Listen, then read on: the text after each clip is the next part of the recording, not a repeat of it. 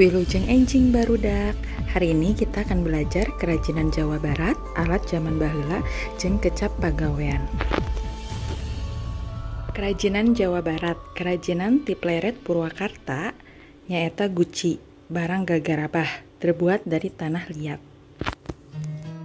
Senapan angin, kerajinan ti Cipacing, Sumedang.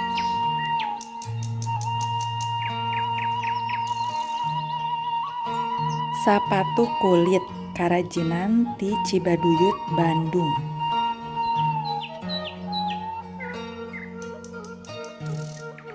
Jaket kulit, kerajinan ti Sukaregang, Garut. Topi, kerajinan ti Cijunti, Purwakarta.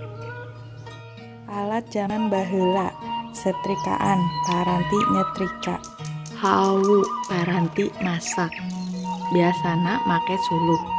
Panggilesan, paranti nyeseuh. Coet jeung mutu, paranti ngalembutkeun samara.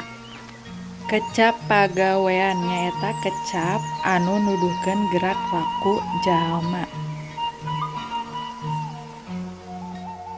Contoh: dahar, ulin, maca, nulis, mawa.